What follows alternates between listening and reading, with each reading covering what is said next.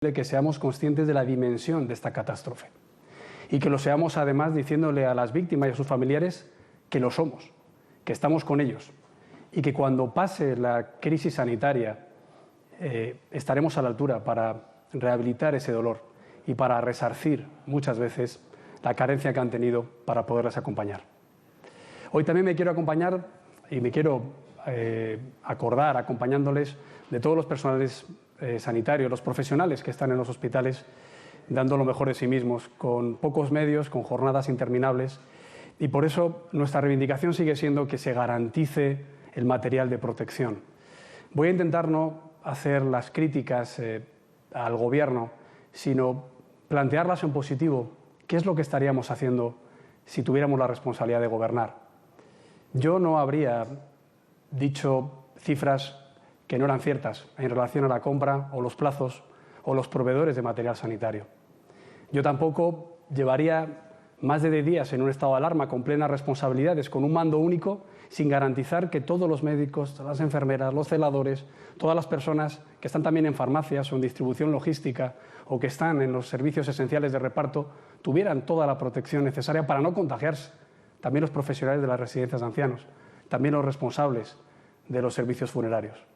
Y por eso, después del baile de cifras y después de las acusaciones que se oyeron, se traslucieron de la reunión de las comunidades autónomas ayer, creo que es esencial que el Gobierno ya diga la verdad, diga dónde está el material, cómo está llegando, en qué condiciones y cuándo se va a garantizar plenamente la protección de nuestro personal que está dando la batalla contra este virus, muy en especial aquellos que están en los hospitales, en los centros de salud, en las residencias de ancianos y en las unidades de cuidados intensivos, que necesitan cuanto antes ya los respiradores. También los test. Miren, los test no es una cuestión simplemente de evaluación de la pandemia a nivel nacional, es también una cuestión de prestigio del Estado. Lo que hemos escuchado por parte de ministras diciendo que no se había podido resistir a las gangas, o lo que hemos escuchado por parte de un ministro responsable de esta pandemia diciendo que primero eran 5.000, luego 55.000, luego 650.000 los test erróneos, es algo muy grave por el prestigio de España y por la incapacidad que se tiene de gestionar esta crisis. Pero hay algo más. Cuanto más tardemos en hacer test masivos, más difícil será derrotar a esta pandemia. Yo hace ya más de una semana dije que el modelo coreano y japonés tiene que ser el que nos acompañe siempre. Porque cuando consigamos masivamente saber qué sectores de la población están contagiados, podemos ir también reactivando la economía y podremos también ir levantando las medidas muy severas de confinamiento. Por tanto, por favor, que los test lleguen ya de forma masiva y de proveedores acreditados y, si es posible, también que se nos dé cuenta de quién fue el proveedor que tuvo este error tan grave. En cuanto a la rendición de cuentas, venimos diciendo que es fundamental que el Congreso siga abierto. Esta semana no hay actividad parlamentaria. Creo que es fundamental que cuando la oposición concede poderes extraordinarios al Gobierno, el Gobierno rinda cuentas, sea transparente y que lo haga el presidente del Gobierno en primera persona en el Pleno del Congreso de los Diputados y que se habilite una comisión específica, no la de sanidad, sino de seguimiento de toda la catástrofe sanitaria y ya también económica que está ocasionando este virus. Por tanto, lo que queremos decir es que después de 200 iniciativas parlamentarias no hemos tenido respuesta. Queremos contribuir. Yo el viernes estuve en la comisión de expertos del Partido Popular con exministros, con exsecretarios de Estado, con consejeros que ya han tenido que lidiar con este tipo de catástrofes sanitarias, afortunadamente más leves, pero que lo hicieron eficazmente. Y también tengo que decir que es absolutamente esencial que la lealtad y la unidad que pide el Gobierno sea en las dos direcciones. Yo decía el otro día, lealtad sí, pero con responsabilidad, unidad sí, con eficacia. El Gobierno no está siendo leal con la oposición. Yo he de decir que la información que estoy recibiendo no es cierta, ni en la conversación privada que tuve con el presidente del Gobierno pasado lunes, ni tampoco la información que han recibido los presidentes de comunidades autónomas y, por lo que me consta, tampoco los agentes sociales. Es fundamental que haya transparencia y que haya sinceridad, porque no podemos derrotar a esta pandemia si no hay una información veraz, si tenemos mentiras encima de la mesa. Y con esto quiero llegar a la cuestión económica. El pasado lunes, desde el Gobierno se nos dijo que no se iba a hacer un cierre económico total y se pidió al partido principal de la oposición que no se condicionara nuestro apoyo al estado de alarma, a su prórroga, con una reivindicación de un cierre mayor de la economía. Esta es la información que se me dio directamente. esta información se ha incumplido. Y eso es una deslealtad con el principal partido de la oposición. Vale que llevamos 20 días enterándonos de las novedades por la prensa. Vale que estamos votando reales decretos sin conocer su contenido. Vale que a veces hasta ni nos miran a la cara. Ya no digo ni agradecer el esfuerzo que estamos haciendo de lealtad, de compromiso y de unidad en la derrota de este virus. Pero lo que no se nos puede dar es información falsa. Porque entonces no podemos remar en la misma dirección si estamos yendo a un precipicio. Remaremos en la misma dirección si pensamos que las políticas que se están planteando a la nación son adecuadas y si contamos con toda la información para someterlas a votación posteriormente. Así lo hicimos en los 2 primeros decretos económicos. Yo lo pedí el 9 de marzo. Llegaron días después. Se incluyeron cuestiones y otras no. Pensábamos que eran insuficientes, que llegaban tarde, pero era fundamental que estuviéramos juntos para las primeras medidas de choque económicas y sociales contra este virus. Pero ha habido un cambio de 180 grados en los 2 reales decretos que se conocieron el viernes y ayer, ante un retraso además injustificado de la publicación del mismo en el BOE. No podemos seguir con esta inseguridad jurídica en la economía nacional. Después de la crisis sanitaria ya ha llegado una crisis económica que es gravísima y que probablemente en unos días arroje 1 millón o más de 1 millón de desempleados más a ya un sistema laboral muy tocado en nuestro país.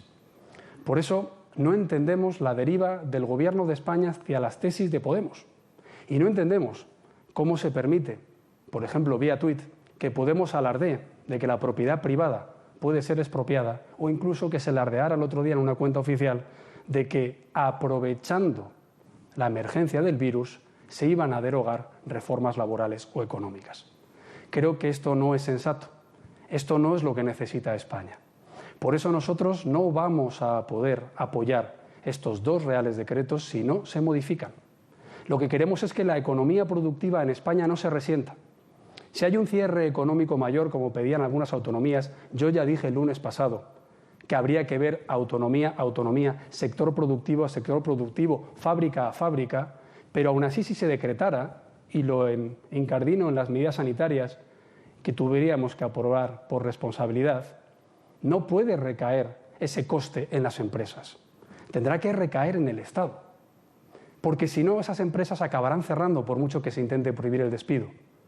Y cuando cierren esas empresas, no habrá ninguna posibilidad para sacarlas de la hibernación. Se quedarán congeladas, no se van a recuperar. Por eso queremos dejar muy claro, es el Estado el que tiene que establecer los mecanismos de liquidez para que las empresas no cierren. Es el Estado el que tiene que articular que las prestaciones por los ERTEs lleguen en su plazo determinado, no el 10 de abril ni el 10 de mayo. Hay trabajadores que van a necesitar esas prestaciones para hacer la compra en pocos días. Es fundamental que el Estado se articula medidas de contención del impacto social en suministros de agua, de gas o hipotecarios, lo haga como otros países europeos, dando ese dinero a las personas vulnerables o incluso articulando medidas de ayuda a las empresas o a las personas vulnerables en las comunidades autónomas, que son quienes tienen las competencias para las rentas mínimas y para el apoyo de este tipo de medidas de sujeción del empleo en las empresas que están pasando dificultades. Y creo que también es absolutamente esencial que el Estado no esté prestando dinero para recaudarlo con la otra mano vía impuestos. Llevamos ya casi 3 semanas diciendo que tiene que haber exenciones fiscales, bajadas de impuestos, tiene que haber carencia del pago de la cuota de los autónomos, tiene que haber la posibilidad de que las empresas no tengan que pagar el impuesto de sociedades, ni el IVA, ni el IRPF, ni los autónomos tengan que pagar las cotizaciones a la seguridad social o las cuotas cuando no tienen ningún ingreso. A ingresos cero, cuotas cero. Si una empresa no tiene actividad y no ingresa, no puede pagar los impuestos. Hay que atrasar el cobro de los impuestos en una campaña que ya ha empezado y que el Gobierno ya está reclamando en las redes sociales. Por tanto, así no. Así no. Nosotros seguimos con la mano tendida. Nunca ha habido una oposición más leal y más generosa en un apoyo a medidas tan drásticas a un Gobierno que tiene todos los poderes. Nunca ha habido una oposición que haya eludido la crítica por las formas, por las mentiras, por las deslealtades, por la ocultación de información. Lo importante es derrotar al virus, lo importante es estar con los españoles, claro que sí, primero salvar vidas, luego hablaremos de economía. Pero el problema es que cuando nos llegan reales decretos sin anunciar, como un trágala, ya lo aprobará la oposición responsable y leal, aunque no lo haya notificado, nosotros, insisto, no podemos seguir remando en una misma dirección si en esa dirección hay una cascada o hay un despeñadero. Por tanto, insistimos, hay 15 días para modificar estas cuestiones.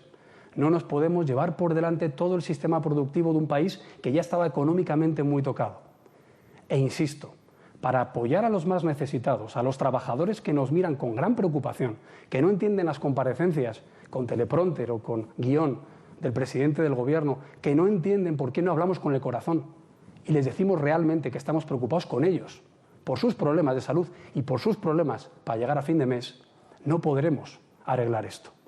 Los trabajadores tienen que estar tranquilos, sí, en casa, peleando contra el virus, pero tienen que saber que su empresa o su empleador autónomo va a seguir ahí con la persiana abierta cuando pase todo esto. Y por eso nosotros reivindicamos nuestro paquete de choque de medidas del 9 de marzo y la incorporación que ya la Organización de Trabajadores Autónomos, ATA, o también las organizaciones empresariales y de pymes están planteando. Hay que salir juntos, pero hay que salir juntos hablando con la oposición, hablando con las comunidades autónomas, hablando con los agentes sociales, tanto patronal como sindicatos, y sobre todo sin agendas ideológicas radicales. No estamos para hacer ingeniería social, no estamos para saltar los cielos, estamos para acabar con el virus y estamos para rescatar una economía que puede causar estragos después de derrotar a esta pandemia. Y como siempre, me pongo a su disposición en directo a las preguntas de la prensa, las estoy viendo yo delante en esta pantalla y si les parece bien empezamos con Susana Camacho.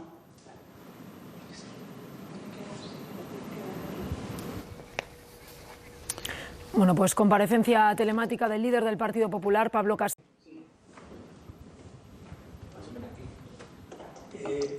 Sí, empezamos con Susana Camacho, de News.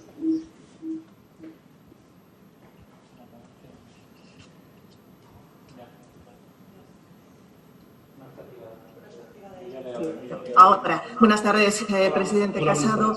Hay una cosa que no entiendo muy bien. Algunas de las comunidades del Partido Popular, como Murcia o incluso el alcalde de Madrid, habían pedido que ese confinamiento se fuera más endurecido. Sin embargo, por sus palabras entiendo que ustedes no lo van a apoyar.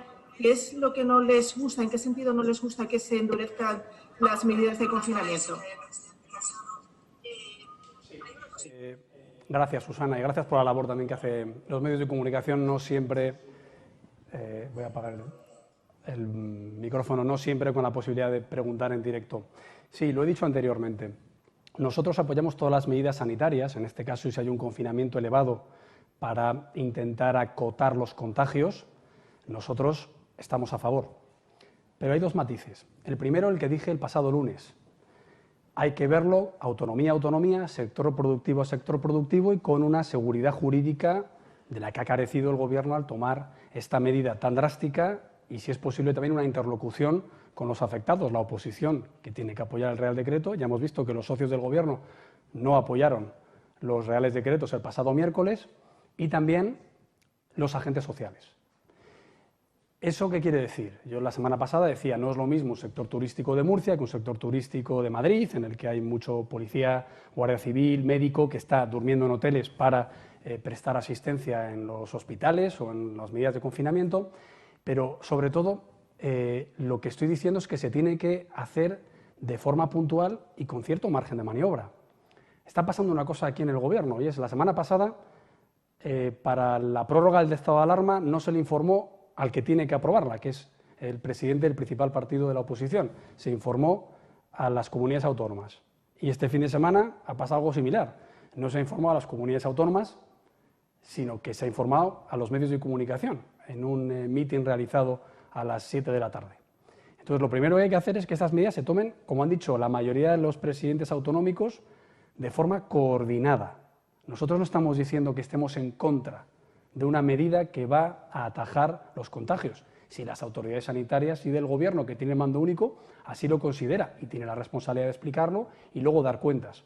Lo que estamos diciendo es que se analizara autonomía por autonomía, provincia a provincia, sector a sector, casi fábrica a fábrica, que es como se ha hecho en otros países. Esa es la primera reflexión.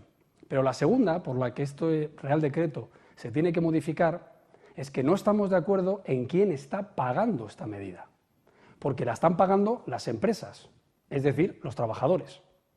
Cuando en España se habla de las empresas, parece que estamos hablando de Inditex, por cierto, que habría que hablar más de Inditex y de las grandes empresas que están siendo tan solidarias y trayendo tanto material, por mucho que no les guste a algunos miembros del Gobierno.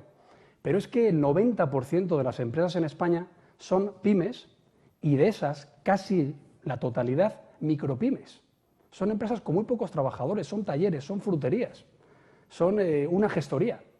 Y por tanto, el hecho de que el Gobierno diga, usted paga este sueldo y ya recuperará, por cierto, en un plazo demasiado corto para las curvas de recuperación que dice el propio Gobierno, hasta el 31 de diciembre, las horas o las vacaciones pagadas, es una medida tremendamente injusta para ese sector productivo, porque quien esté ya haciendo uso de sus pocos recursos para pagar los costes fijos, alquiler de la nave, agua, luz de la empresa, y ahora tiene que, sin estar funcionando la empresa, pagar las nóminas aunque no se trabaje y no se ingrese, esa empresa, unido al otro Real Decreto que dificulta la flexibilidad de la plantilla, puede decidir cerrar.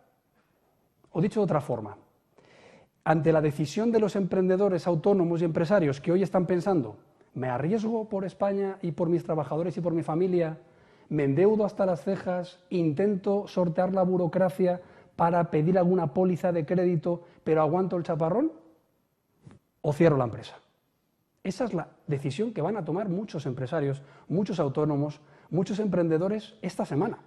Por eso insisto, es la repercusión de esa medida la que no está bien tomada. Tiene que ser el Estado el que garantice la cobertura de esos sueldos, como se hizo en el primero y el segundo de los Reales Decretos, a través de la compensación de los costes laborales a través de los ERTES. Entonces, esto tiene que ir totalmente unido, porque si no es muy difícil que se nos pida a la oposición generosidad, si no hay coherencias, hay un desconocimiento absoluto de la economía real y si hay un desprecio a lo que están pidiendo las organizaciones empresariales y de autónomos simplemente por un criterio ideológico, de cuanto peor mejor, de que si se rompe el sistema productivo ya lo expropiaremos o nacionalizaremos. Eso no es lo que quiere, yo creo que la mayoría de los españoles, que son trabajadores por cuenta ajena, que quieren estar en su casa, no solo cuidándose ellos, sino no contagiando a nadie, pero quieren tener las garantías de que por mucho que les den una prestación, su negocio, su empleador, no va a quebrar. Y con estas medidas de este fin de semana, eso se hace francamente difícil. Por tanto, recapitulo, una cosa son medidas sanitarias con todas las críticas que podamos hacer, que estamos apoyándolas, y en este caso el confinamiento, teniendo nuestras reservas, como hemos dicho, y yo como anticipé hace una semana, perfectamente compatible, por cierto, a lo que dice el presidente de la región de Murcia, el alcalde de Madrid, el presidente de la Junta de Andalucía y el presidente de la Junta de Castilla y León, que son los que hablaron de un agravamiento de estas restricciones, pero no en términos globales, sino hablaron de su autonomía, de sus sectores. Uno habló de movilidad de personas, otro habló del sector turístico, otro habló del sector productivo. En definitiva, apoyo a las medidas que se tomen por el mando único de un estado de alarma, pero que no paguen los que dan empleo al 70% de los trabajadores en España. Sí, Marisa Piqueras de... sí, no sé si me escucha. Marisa Piqueras de Antena 3, digo de Europa Press, perdón. Tiene que auditar el micro. Ese ya no le da, tiene que hacerlo ella. Bueno, pues pasa a la siguiente. Ya. Ahora. Sí. ¿Me escucháis vosotros? Sí. Sí. Se ha quitado ya el micro de nuevo. Se lo va a quitar, sí. Pasa a la siguiente, si no, Presi. Los escucho nosotros, Hola. Ya. Ahora sí. Ahora, Marisa, ahora te escucho. Hola. Hola, ¿qué tal? ¿Sigue? Sí, te escuchamos. Hola. Sí. Habilita al presidente. Ya, lo estoy haciendo. Sí, habilítatelo. Hola, perfecto. Quería preguntarle... Perfecto. Quería preguntarle si el Partido Popular ya se plantea pedir dimisiones de miembros del Gobierno. Y, en segundo lugar, quería preguntarle también qué le parece al Partido Popular la actitud que están manteniendo Alemania y Holanda en esta crisis. Gracias.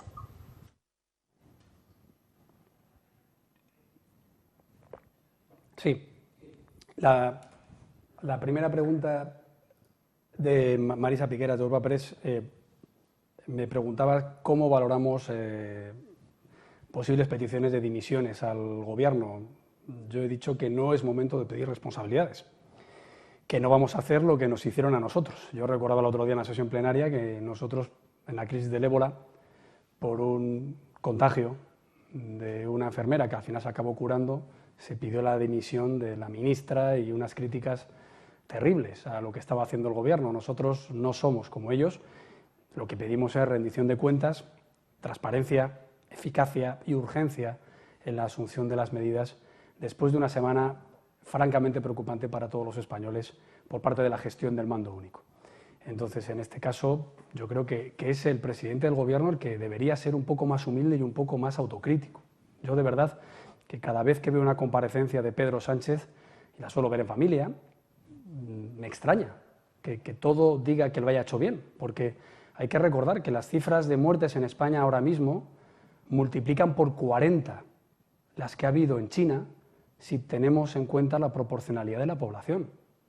Claro, que esto no va bien y yo creo que lo primero es mirar a los españoles a los que les estás pidiendo un esfuerzo tan terrible como estar en su casa durante un mes, encerrados, sin poder salir a trabajar o a pasear a los niños o a hacer ejercicio o a salir a la compra más que lo imprescindible, sin decir, oiga, algo habremos hecho mal, ¿no? El otro día, en una rueda de prensa del mando único, un teniente coronel de la Guardia Civil, el responsable de Interior, reconoció que hace 3 meses dieron las indicaciones a las fuerzas y cuerpos de seguridad del Estado para que empezaran a comprar material de protección por la gravedad de la pandemia. El secretario de Estado de Comunicación intentó corregir y dijo, dirá usted 3 semanas. Y dijo él, no, hace 3 meses. Bueno, pues ¿por qué estaban informadas las fuerzas y cuerpos de seguridad del Estado? Que me parece fenomenal, menos mal.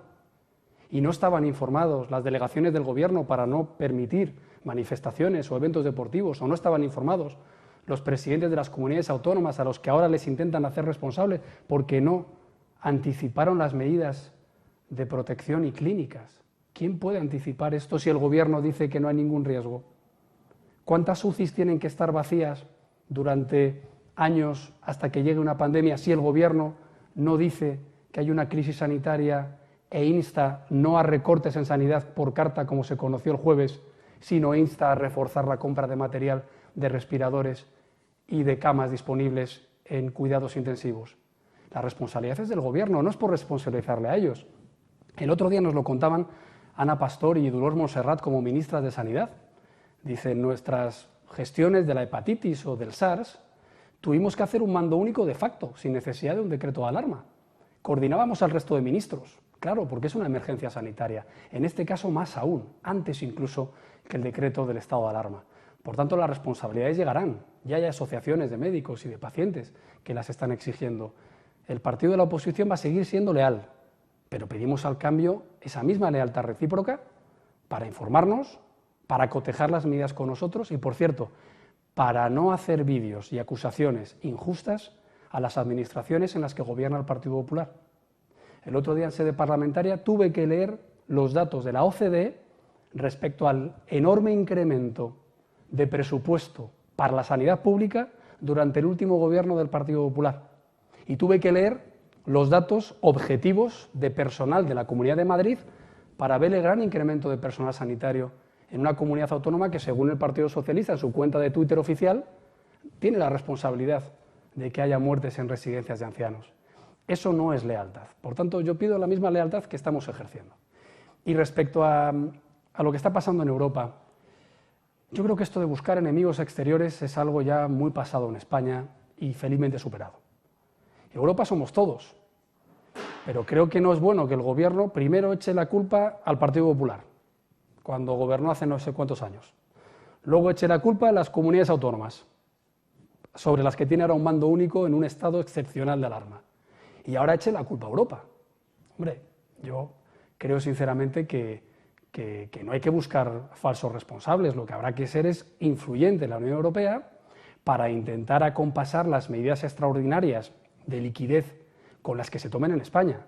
No podemos basar todo en lo que vaya a hacer Europa, o Holanda o Alemania. Ya tengo que decir que Europa está activando un mecanismo muy importante a través del Banco Central Europeo, que está comprando prácticamente un 2% del PIB español en deuda pública. Hoy lo ha dicho el vicepresidente Luis de Guindos en una entrevista. Por tanto, Europa, sus instituciones ya están actuando.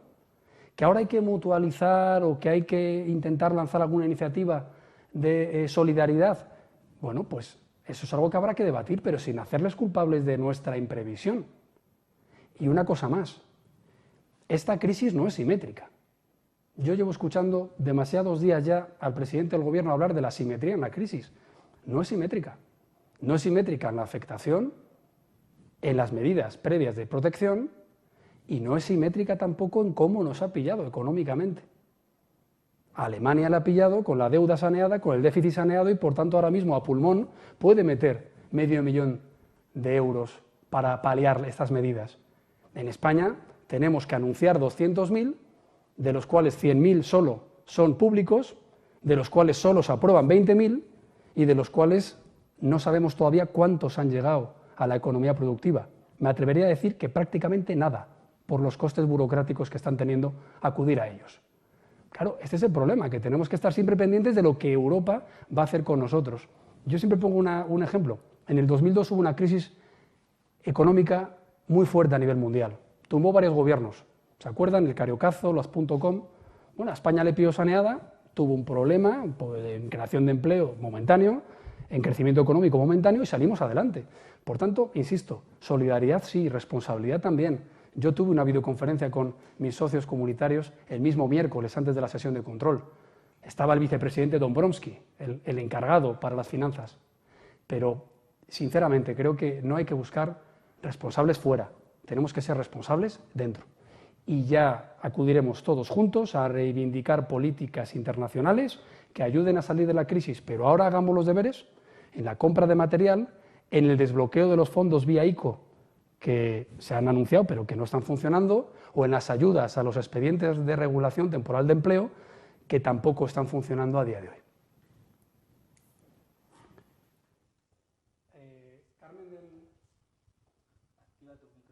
Carmen del Riego de La Vanguardia. Hola, Carmen.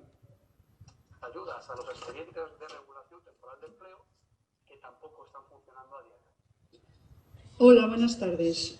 Me gustaría saber que nos dijera en qué le ha engañado el presidente del Gobierno, por un lado, y por otro lado, a ver si nos puede aclarar, por lo menos a mí no me ha quedado claro, porque es verdad que al principio no le escuchábamos. ¿Usted qué es lo que propone? ¿Que cada comunidad autónoma pueda decidir a qué sectores afecta? ¿Que en cada comunidad autónoma sea distinto el cierre empresarial, el cierre de sectores, o qué es en concreto lo que usted pide para poder apoyar este decreto?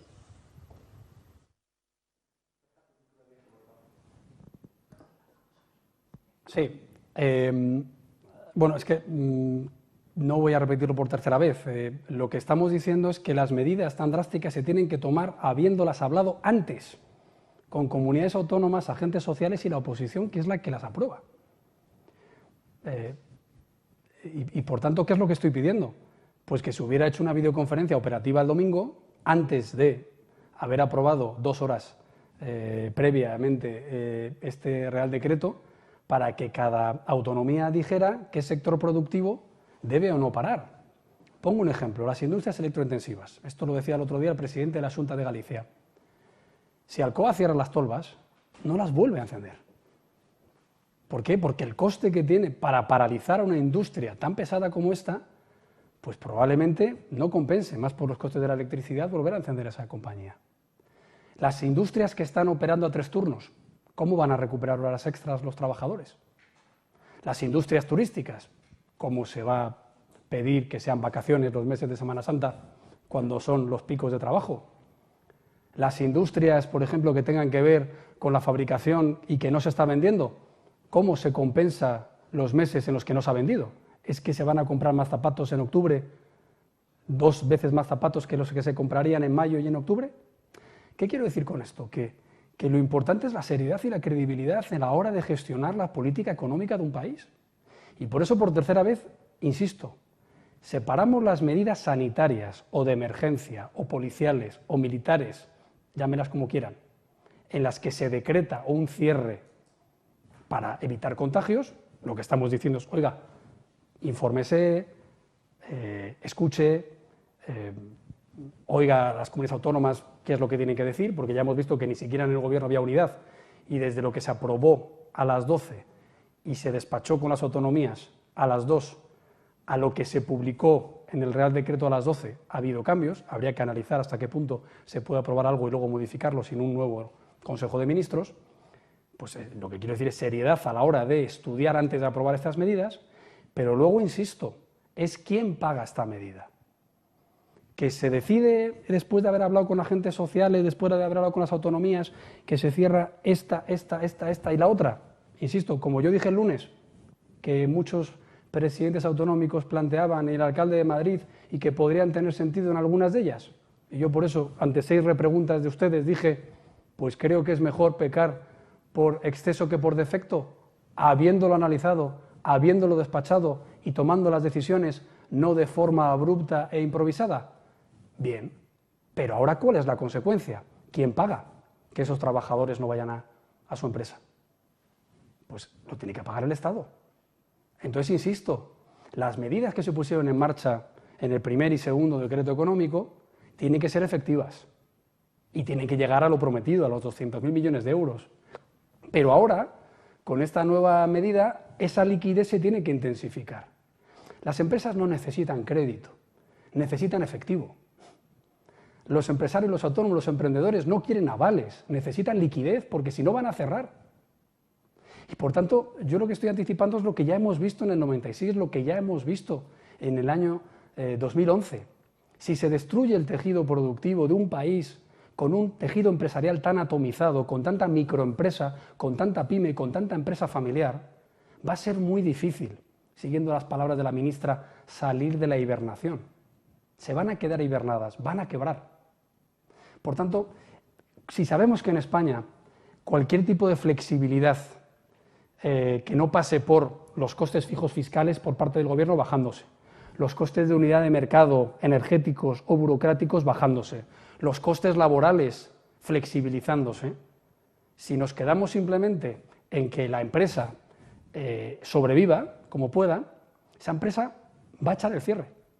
Y cuando una empresa echa el cierre, al final o se llega al concurso de acreedores, como la legislación anterior que teníamos, que habría que empezar a analizar si sería positivo para esta pandemia empezar a hablar otra vez de esas medidas, o al final cualquier tipo de reducción pasa por la liquidación. Lo que no queremos es que empresas supuestamente hibernadas acaben liquidadas, porque eso afecta al 70% de los trabajadores en España. Y una cosa más, y aprovecho, Carmen, con permiso. El falso contraste que se está planteando por parte del Gobierno entre el sector público y el sector privado, además de injusto, porque creo que el sector privado está haciendo un gran esfuerzo. Un periódico es un sector privado, un taller es un sector privado. O sea, el privado es el 70% de los trabajadores en España y el sector privado está siendo solidario y es quien más sufre porque no recibe una nómina del erario público, ¿verdad? Bueno, pues ese choque entre público y privado, además de injusto, es tremendamente irresponsable, porque o conduce a una idea ideológica en la que lo que quiebre privado lo nacionalizo, lo expropio, o al final lo que estás haciendo es que el sector público sea el que pague las consecuencias a medio plazo. Si no hay trabajadores privados pagando cotizaciones sociales, no habrá pensiones.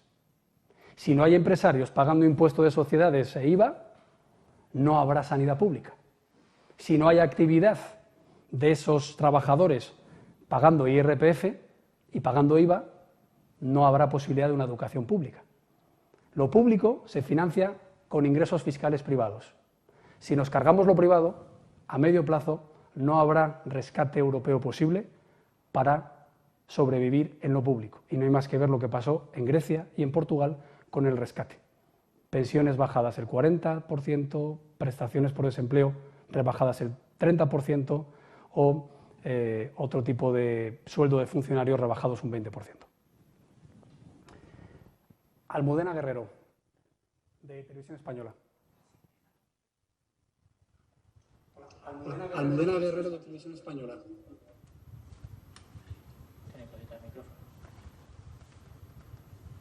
¿Y me escucháis ahora? Sí, hola, buenas tardes. Yo quería preguntarle dos cosas. La presidenta de Ciudadanos ha pedido a Pedro Sánchez una reunión telemática con los líderes del partido. No sé si usted ha hablado con ella y si se suma a esta petición. Y retomando una pregunta de la compañera, de Carmen del Rico, porque como vamos con un poco de retraso, no sé si le ha contestado, usted ha acusado al Gobierno de mentir a usted y a los presidentes autonómicos. ¿En qué le ha engañado? Gracias. Sí. Bueno, yo siempre intento no desvelar conversaciones privadas, por tanto, lo dejo en lo que he dicho. A mí el lunes pasado se me dijo que no se iba a tomar la decisión de un cierre económico y que sería muy positivo que el Partido Popular no condicionara su apoyo a la prolongación del estado de alarma solicitando un cierre económico. Entonces, si a mí se me dice que no va a haber cierre económico y luego, sin consultárseme, supuestamente soy yo como presidente del Grupo Popular quien tiene que convalidar este decreto, se hace lo contrario a lo que se me dijo la semana pasada, o se me está ocultando información o no se me dijo la verdad la semana pasada. Parece que esto es lo que públicamente ha dicho el Lehendakari. Parece que esto es lo que públicamente ha dicho el presidente de la Xunta. Parece que esto es lo que públicamente ha dicho hoy el presidente de COE y el presidente de ATA. Y por eso, con este tono constructivo, tengo que decir que creo que en una crisis como esta es fundamental que se nos diga la verdad. A nosotros, que somos los que asumimos el coste de aprobar estas medidas, aunque no sean perfectas, aunque sean tardías, pero también a la sociedad española. Al hablar de la sociedad española, creo que se ocultó información antes del 9 de marzo. Lo he dicho ya en sesión parlamentaria y lo he dicho desde el principio. Y esto no es hacer una crítica, esto no es faltar a la lealtad, esto es sencillamente describir la realidad. Desde el 2 de febrero dijo el señor Duque, ministro de Ciencia, que tenían la información de la gravedad de esta pandemia. Desde 3 meses antes ha dicho la Guardia Civil que ya tenían la instrucción de comprar material por la gravedad de la misma. La OMS, la Organización Mundial de la Salud, y la Unión Europea notificó al gobierno español que tuviera medidas de contención de grandes movilizaciones personales. Por tanto, si no se nos dio esta información, creo que no estoy diciendo nada grave si digo que se ha ocultado información, o que cuando todavía a los ministros se les pregunta a este respecto, mienten al decir que los expertos habían recomendado mantener las manifestaciones. Creo que habría que hacer una reflexión sobre los supuestos expertos. Nadie conoce a los expertos, igual que nadie hemos conocido a los proveedores de material. ¿Quiénes son los expertos? ¿Los altos funcionarios del Ministerio de Sanidad que hacen ruedas de prensa? A mí me gustaría saber qué criterio de expertos científico y técnico tiene el Gobierno, porque todos estamos a favor de criterios técnicos, científicos y de expertos para tomar decisiones, pero la decisión la tiene que tomar un político. Y es su responsabilidad después de haber escuchado a todos los expertos técnicos y científicos. Por tanto, a estas alturas de la pandemia, por favor, que no sigan diciendo que toman las decisiones en base a criterios científicos y técnicos, que me imagino que habrá en muchos sentidos distintos y, sobre todo, si no conocemos quiénes son, la responsabilidad es de quien toma las decisiones. En este caso, ha habido información que se ha ocultado y yo lo estoy diciendo, creo que en un tono bastante más constructivo del que nos dedicaban a nosotros y sin pedir nada más que rendición de cuentas, transparencia, eficacia, urgencia y responsabilidad. Cristina Ortega, de Telemadrid. Cristina. objetivo del que nos dedicaban a nosotros. ¿Me oís? Pedir nada más que rendición de cuentas, ¿Me oís? eficacia, ¿Me oís? Sí. No, lo ha silenciado, presidente. ¿Me oís? ¿Hola? Sí. ¿Hola? Sí, te escuchamos, Cristina. Te escuchamos. Es que se hace eco si lo dejo el micrófono encendido. Denuncia usted que el Gobierno le está ocultando información. A mí me gustaría preguntarle concretamente por los datos del material sanitario. Ayer la presidenta de la Comunidad de Madrid denunció que en los últimos 7 días han recibido 0 gafas, 0 soluciones hidroalcohólicas, 0 buzos, 1 millón de guantes cuando necesitaban 8 millones y así sucesivamente con el material que necesitan los sanitarios. Me gustaría saber si el Gobierno ha respondido a esa denuncia urgente cursada ayer por la Comunidad de Madrid. A día de hoy tiene usted, el principal partido de la oposición, sobre ese material sanitario tan necesario. Gracias. Muchas gracias, Cristina. Vamos a ver, yo hablé el sábado por la noche con todos los presidentes de comunidad autónoma gobernada por el Partido Popular. Lo hago siempre antes de que haya una videoconferencia con el presidente del Gobierno.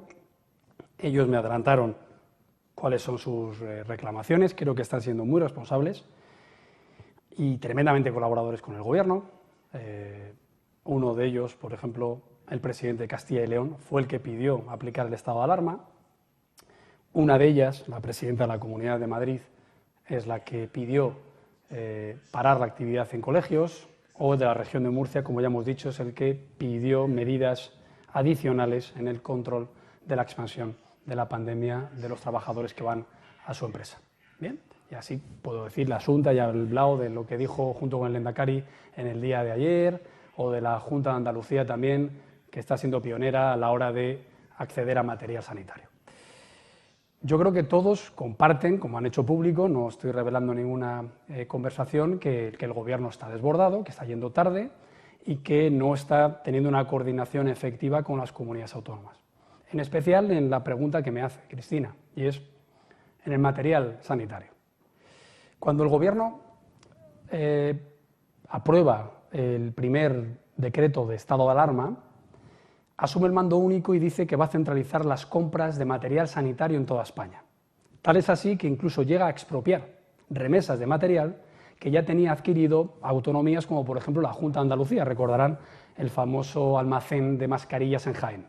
Bien, al ver la incapacidad para gestionar por parte del Ministerio de Sanidad, lo intentan reforzar con el Ministerio de Hacienda y al ver que tampoco son capaces de gestionarlo, dicen, sorpresivamente, que solo van a hacer un refuerzo adicional a lo que las comunidades autónomas consigan en los mercados internacionales, haciéndoles perder todos esos días y, sobre todo, no cubriendo su principal demanda. Y es que hay en mercados como en el chino que el proveedor exige inmediatez en el pago y en efectivo, y medios de transporte para recogerlo. Por eso yo hace 10 días pido que aviones militares ayuden a las autonomías o al Gobierno a traer ese material y que los avales de liquidez, yo pedía un plan de contingencia sanitaria para todas las autonomías, además de devolver 2.500 millones de euros que les deben de impuestos, se usen también para esas compras. Bien, eso no se hace. Y las autonomías salen a comprar material, con todas las trabas de la pérdida de tiempo, del empeoramiento de la pandemia en otros países que compiten por adquirir el material y, sobre todo, de la falta de credibilidad del mercado español en estas gestiones. Por tanto, la crítica de falta de coordinación creo que es sensata y es de acuerdo a la realidad. En la Comunidad de Madrid yo tengo los datos que, por ejemplo, llevé al Congreso de los Diputados el miércoles pasado. Y es que ese mismo día se habían contagiado miles de médicos y miles de personas en la Comunidad de Madrid y, sin embargo, habían recibido solo, en ese mismo día miércoles, creo que 50.000 mascarillas, que según los expertos en la Comunidad de Madrid no les deben durar ni un solo día. Por tanto, las cifras no las tengo actualizadas, pero en efecto la presidenta de la Comunidad Autónoma dice que no está llegando el material necesario y que se ha visto muy mermada su capacidad de acceso a los mercados internacionales por la pérdida de tiempo en este recorrido cronológico que les acabo de hacer.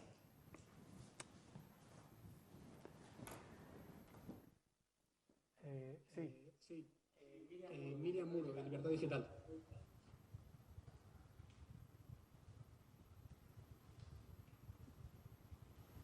Hola, buenas tardes.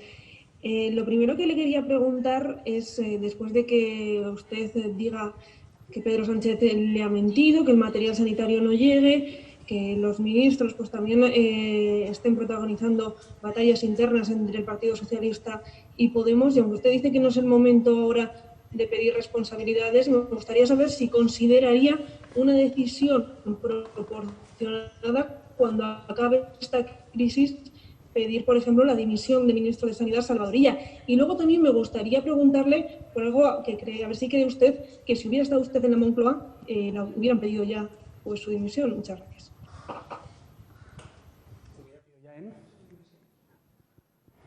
Sí. Bueno, si yo hubiera estado en la Moncloa, tendría ahora mismo cercada la puerta de mi casa y de mi sede y de mi trabajo, pidiéndome responsabilidades personales, lo tengo claro, porque lo hemos vivido en todas las crisis sanitarias, medioambientales y de seguridad que ha tenido este país en periodo democrático. Esto le ha pasado incluso ya a la UCD y nos ha pasado al Partido Popular en las dos etapas en las que hemos gobernado. Ahora el Gobierno cuenta con que hay una prohibición de manifestarse, evidentemente, no se puede salir a la calle. Y creo que además cuenta con algo a lo que he hecho referencia al principio, que no voy a criticar, pero solo quiero describir. Cuenta con unos medios de comunicación que están poniendo el foco en lo positivo, que creo que es muy reconfortante para los que estamos en casa, pero que no está mostrando la cara de las familias y la cara de lo que está pasando en las morgues y tal. Lo estoy simplemente describiendo. No hay entrevistas a las personas afectadas y, por tanto, nos focalizamos en el esfuerzo de superación de una sociedad española, que es fundamental, en los deberes de los niños en casa, en los aplausos a los sanitarios y en las recuperaciones y salidas de alta de los pacientes, lo cual, insisto, es esencial. Pero tengo que decir que este Gobierno está contando con esa responsabilidad y que nuestros gobiernos tuvimos una cobertura tremendamente crítica a lo que estaba pasando en otras pandemias, con unas repercusiones en vidas, en contagios y en repercusiones económicas ínfimamente menores, ¿no? Por tanto, más que nunca, la oposición, por muy leal que sea, tiene que ejercer su labor para pedir responsabilidad. Si el Parlamento está cerrado, si los medios de comunicación muy generosamente están mostrando la cara más positiva que pueden en sus informaciones, sobre todo las televisiones, si los agentes sociales hasta ahora han sido tremendamente respetuosos y yo creo que colaboradores a pesar de que veían algunos tipos de carencia. Bueno, pues el Gobierno tiene plenos poderes, ningún tipo de control y lo único que se le pide, ya que no pedimos responsabilidades, que no les insultamos, que no les pedimos dimisiones, que no nos ponemos chapas en la solapa contra ellos y que no nos manifestamos en sus casas y en sus trabajos, lo mínimo que les podemos pedir es que con esos plenos poderes tengan una máxima eficacia, porque más no podemos hacer. Hemos aprobado todo lo que han traído, hemos aceptado unas formas francamente mejorables en el traslado de la información y en el tratamiento de la oposición cuando aprobábamos algún tipo de medida y yo creo que lo mínimo es que este Gobierno funcione. Ya no pedimos más, solo pedimos que lo que anuncian lo hagan, que lo que presupuestan lo ejecuten y lo que prometen lo lleven a buen término. Y hoy es la primera vez desde el 9 de marzo, es decir, desde hace 20 días, en el que ya le digo, oiga, y si usted quiere que yo le convalide 2 reales decretos, haga las modificaciones que le planteo. En los anteriores sí, ni siquiera lo hice. Dije, bueno, yo proponía 10 puntos de un plan de choque, se han incluido 2 y otros 2 parcialmente. Bueno, aún así lo voto. Y aún así no planteo propuestas de resolución al estado de alarma para dejar claro pues que ya está excedido, ya es un estado de excepción encubierto y por tanto, oiga, siga usted con plenos poderes, pero haga lo que tiene que hacer. Bueno, yo creo que más no se nos puede pedir, sinceramente, y de verdad, no hay tiempo que perder y ya habrá tiempo para pedir responsabilidades, ahora es tiempo para pedir eficacia, que por desgracia falta hace. Mónica Sequeiro, de la agencia EFE.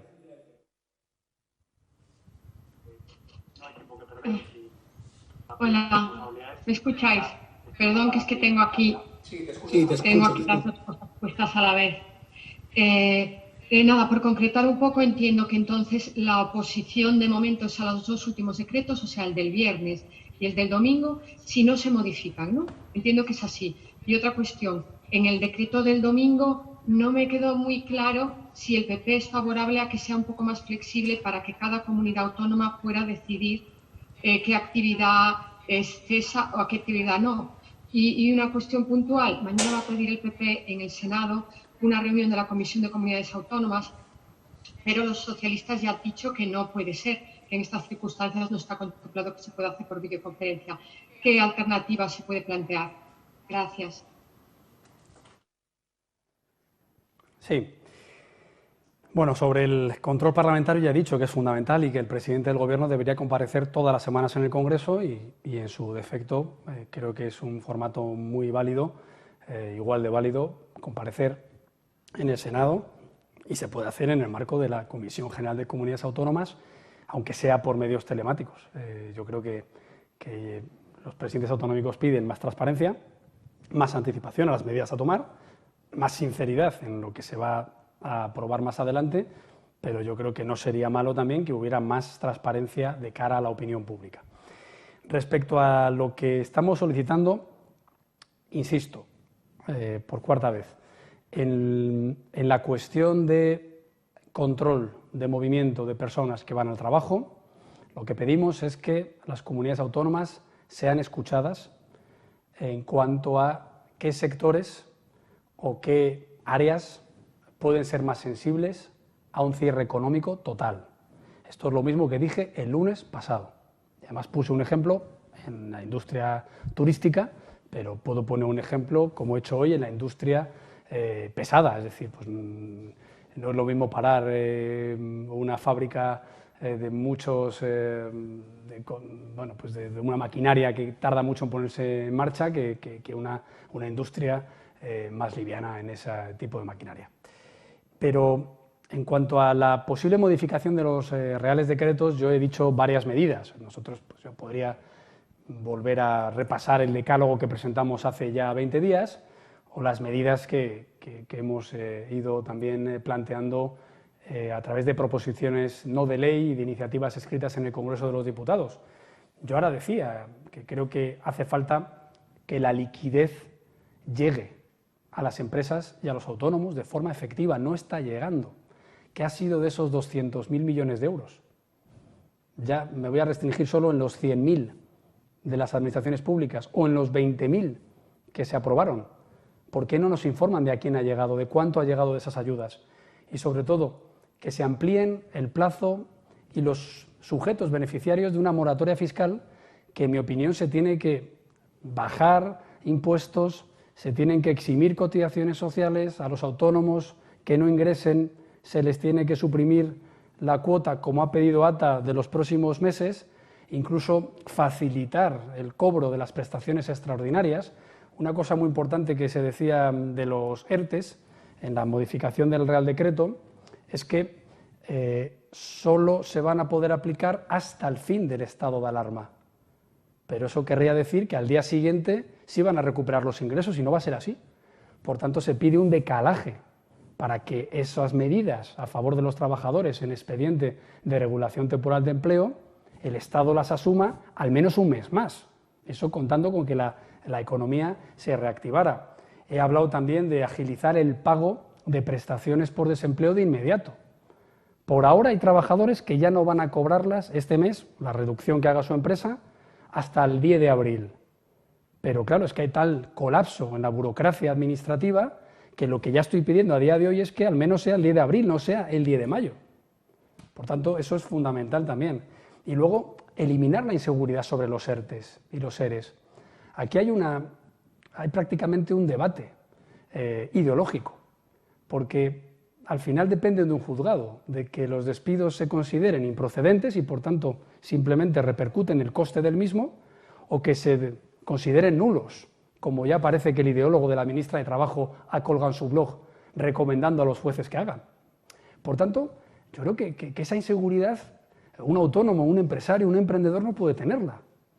Nosotros lo que queremos es que se conserven los empleos, y por eso estoy pidiendo ayudas ilimitadas de las administraciones públicas para conservarlos. Ahora, lo que quiero es que se conserven dentro de una empresa los máximos posibles y no es todos. No vamos a hacer que de repente esa empresa cierre y entonces, por la rigidez que impongamos en los próximos meses, no pueda haber una reducción de plantilla, sino que directamente cierren la persiana y se vayan todos a la calle. Eso es algo que corresponde al Gobierno plantear. Hay que aclarar una inseguridad jurídica que hoy ha comenzado y además teniendo en cuenta que al final el mensaje, como decían la COE y los autónomos, es pues que cualquier medida de estas lo que hace es prevenir de contratar y lo que queremos es que se contrate a la gente, que los trabajadores tengan empleo y que salgamos de esta crisis económica cuanto antes.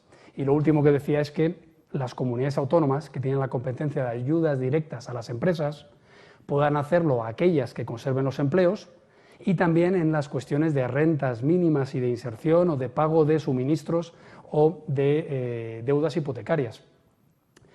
Hago una reflexión. Para los comunistas, para Podemos, lo principal es acabar con la propiedad privada y con la seguridad jurídica. Es decir, Podemos quiere que no haya propiedad y que no haya contratos, para entendernos. Bien, yo puedo entender a los socialistas que dicen, bueno, lo que queremos es que haya más presión fiscal para que luego pueda haber más redistribución. No es nuestra política, pero puede ser una política válida en nuestro sistema jurídico. Bueno, pues eso es lo que Sánchez ha cambiado antes de ayer. La salida que estaba haciendo con una óptica, en nuestra opinión, pues bueno, socialista y a lo mejor con más lentitud en la recuperación, con menor eficacia, se ha convertido en una inseguridad jurídica absoluta para los que contratan, que insisto, no son grandes empresarios, generalmente y mayoritariamente son personas que contratan a una persona más, a 2 personas más o a 5 personas más. Y eso es lo que nosotros pedimos, que se aclaren esos reales decretos, porque si no, vuelvo a repetirlo, nosotros remamos en la misma dirección que el Gobierno para luchar contra la pandemia, pero no nos pueden pedir que rememos en dirección al abismo, a un precipicio económico o a una ineficacia en la resolución sanitaria y de emergencia de esta crisis. Y queda una pregunta... no, quedan varias todavía. Sí. Queda una pregunta de Mariano Calleja, de ABC. Hola, buenas tardes. Sí. A ver, tenía aquí un par de preguntas rápidas. Esta condición que ha puesto para apoyar los decretos que deben modificarse para tener su apoyo, ¿esto va unido también a una posible nueva prórroga del estado de alarma? Es decir, ese apoyo del PP a una nueva prórroga estará condicionado a modificar los decretos que se han aprobado estos últimos días. Y por otra parte, ¿le parecen proporcionales las medidas intervencionistas que se están aprobando en el estado de alarma o estamos en una especie de estado de excepción encubierto? Gracias. Sí, bueno, el estado de excepción, ya lo dije yo en el Pleno, sí, es un estado de excepción encubierto, pero esto no es adjetivar la situación, es analizarlo desde el punto de vista jurídico, ¿no?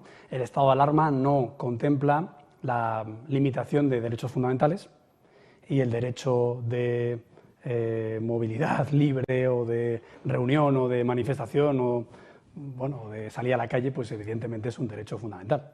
Por tanto, estamos ya en un estado de excepción encubierto, pero ya le dije al presidente del Gobierno que no voy a entrar en digresiones jurídicas y que, bueno, pues que nosotros apoyábamos esa prórroga porque pensamos que es lo responsable y que simplemente le pedíamos más información sobre las medidas que se estaban adoptando, cosa que no ha hecho. Para la próxima prórroga del estado de alarma, yo por ahora no tengo conocimiento de que vayan a pedirla. Por tanto, pues no voy a anticiparlo, ¿no? Lo que sí que a la pregunta de si se están tomando medidas que conculcan los derechos privados de las personas, pues evidentemente sí. En el marco de las cuestiones más urgentes o perentorias, nosotros hemos dicho que el estado de alarma lo permite y que lo aceptaríamos. Por ejemplo, si hubiera una requisa de material sanitario, como las ha habido, pues bueno, siempre y cuando se cumplan con los procedimientos y se resarza a la persona intervenida, pues eso lo contempla el estado de alarma. Lo que no contempla el estado de alarma es que el vicepresidente del Gobierno diga en Twitter que toda la propiedad va a quedar supeditada al Estado, porque eso no es así. O que la cuenta oficial de Podemos diga que aprovechando el estado de alarma y la crisis del coronavirus vamos a tumbar algunas reformas económicas que hizo otro partido. porque entonces estarían intentando sacar rédito de un drama nacional para su agenda ideológica, como ya hicieron en la cacerolada contra el jefe del Estado, o como ya han hecho colándose en el CNI por la puerta de atrás, pero dicho esto, la responsabilidad es de Sánchez. Cuando la gente dice, oye, qué mal Pablo Iglesias y qué mal lo que dice Torra, no, la responsabilidad es de quien permite hacer eso y lo lleva a un Consejo de Ministros y lo vota y lo publica en el BOE. Por tanto, yo me dirijo solo a Pedro Sánchez, que es el que tiene que evitar que estas cosas pasen, aprovechando esta situación dramática para las cuestiones que acabo de relatar.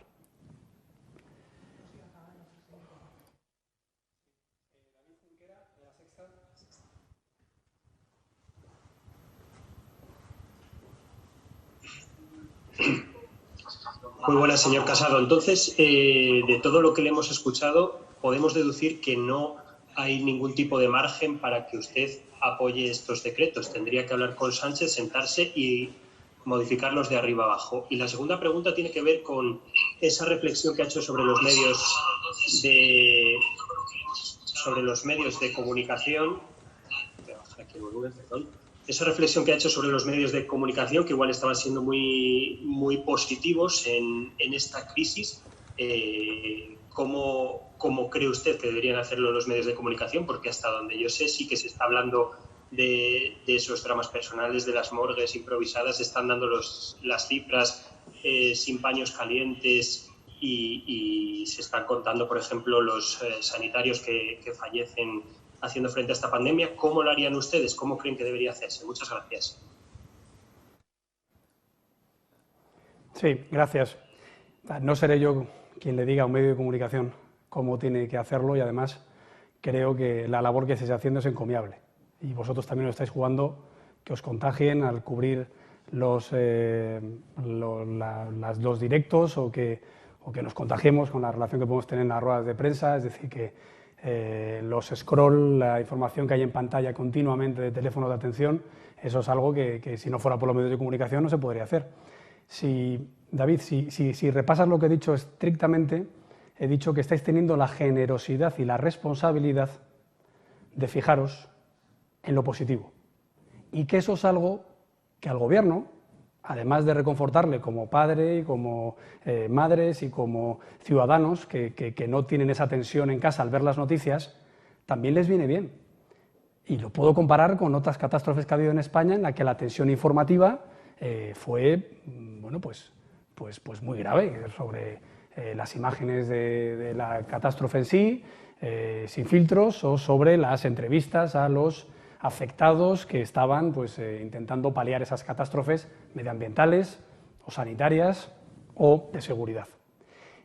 Por tanto, yo lo que he dicho es que creo que eso es un punto más a favor de que esa gran responsabilidad que tiene el Gobierno de mando único, de poderes excepcionales, de Congreso prácticamente cerrado, de medios de comunicación conjurados para ir en positivo, y ahí lo he dejado sin hacer juicio de valor, creo que es algo que debería aprovechar al menos en ser eficaz, en ser transparente y en ser leal bidireccionalmente también con la oposición y con la ciudadanía española. Lo que sí que he dicho como reflexión inicial es que todos, yo el primero, tenemos que también dirigirnos a las familias que han perdido a un ser querido, ya son miles, es una catástrofe incomparable con ninguna otra sanitaria o de atentados que hayamos sufrido, para reconfortarles, porque somos conscientes de que lo están pasando muy mal, de que no están pudiendo ir a despedirse cuando sus familiares queridos están muriéndose, ni tampoco a despedirles en el entierro, ni a velarles en el velatorio. Y eso es un drama terrible, ¿no? Y entonces, lo que yo creo que sí que hay que dirigirnos a ellos también para que sepan que nos acordamos y que además de lo positivo y del esfuerzo de nuestros niños y de los sanitarios y de los repartidores y de los periodistas, estamos con ellos porque sabemos el duelo que están atravesando. Por eso yo proponía que se exteriorice ese duelo. Hoy hemos hecho un minuto de silencio a las 12 de la mañana. Hoy hemos pedido que se decrete luto en algunas autonomías. En Madrid se ha aprobado hoy ese Real Decreto. Muchos ayuntamientos están con la bandera a media asta. Porque es que estamos hablando de más de 6.000 personas que han muerto en apenas 20 días. Y eso son cifras escalofriantes que creo que hay que ponderar en toda su dimensión, y eso es lo que estoy diciendo. Creo que somos una sociedad madura para darnos cuenta de la dimensión de esta catástrofe. El otro día me decía un técnico de emergencias de la Comunidad de Madrid, entrando en IFEMA, me decía, qué horror, cómo me recuerda esto a cuando aquí en IFEMA tuvimos que establecer otra morgue. Y me decía, pero fueron 192 personas. Y es que ahora cada día vienen solo aquí, pues, ¿cuántas? ¿200 en Madrid? Por tanto, esa humanidad que tenemos que tener con los sanitarios, con los servicios de emergencia, hay que tenerlo también con las familias, para decir, somos conscientes de la dimensión de esta catástrofe y de la preocupación que tiene la gente. Y por responsabilidad y por dar un toque de positivo a nuestras informaciones o nuestras comunicaciones como políticos, no tenemos que olvidarnos del gran drama nacional en su dimensión, que no tiene parangón con nuestra historia reciente. Javier Casqueiro, del País.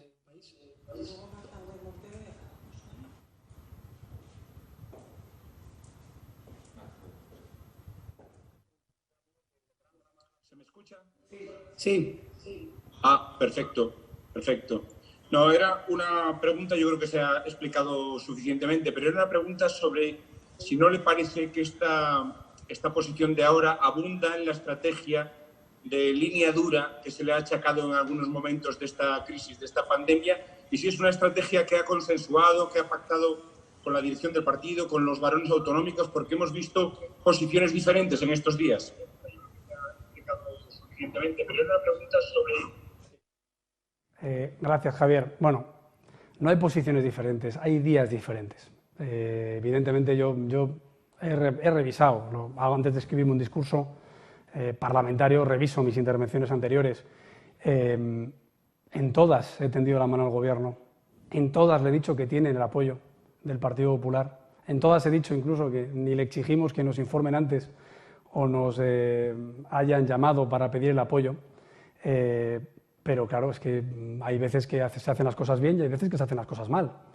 Por tanto, no hay línea dura o línea blanda. Hay días en los que hay errores de compra de test, en el que el Partido Popular, como principal partido de la oposición, tiene que salir a decir, oiga, así no, esto es un disparate.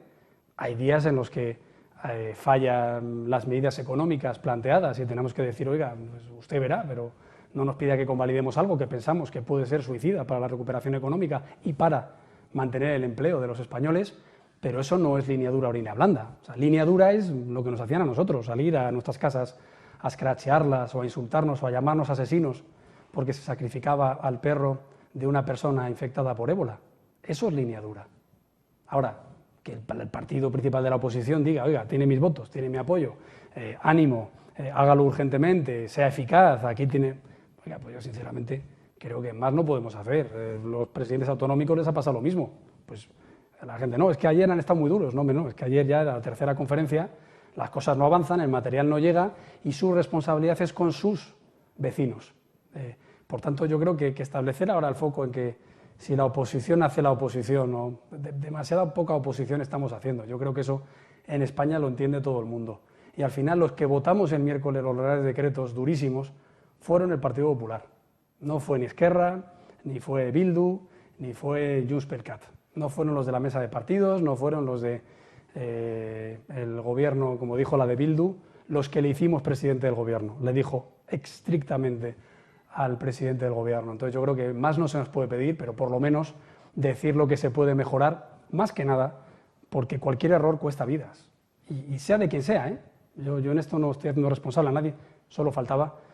Todos estoy convencido que están haciendo todo lo que pueden, pero hay veces que si no se es eficaz, si se equivoca en el proveedor, si se equivocan las medidas o si se rinde a una presión interna del gobierno, pues bueno, por lo menos podré decir, no nos pida unidad si usted no tiene el gobierno unido, o no nos pida lealtad si arremete contra las comunidades autónomas gobernadas por el Partido Popular.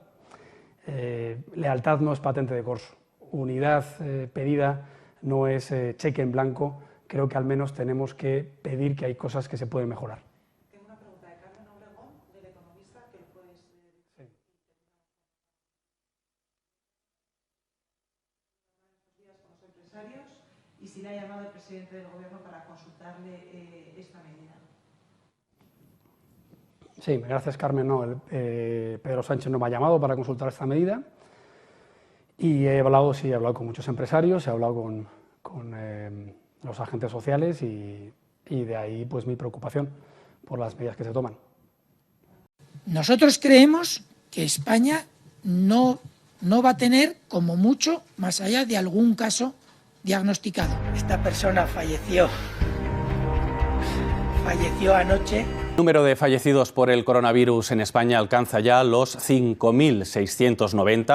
La capacidad grande que estamos teniendo en España para hacer pruebas diagnósticas y obviamente la necesidad de mantener a nuestros profesionales sanitarios en el servicio para responder a la epidemia. Esto hace que cuando hay un profesional sanitario afectado, todos los profesionales a su alrededor son testados y se identifica a todos aquellos que den positivo. Yo el 8 de marzo estuve en la Mascleta de Valencia, pero nadie me ha preguntado qué hacía en la Mascleta de Valencia.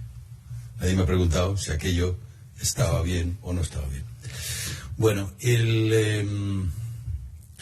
reduciría el riesgo de transmisión de forma significativa. ¡Que viva la lucha de las mujeres! El vicepresidente segundo, Pablo Iglesias, que ha acudido con mascarilla. Su pareja, la ministra de Igualdad, dio positivo, ya saben, en coronavirus.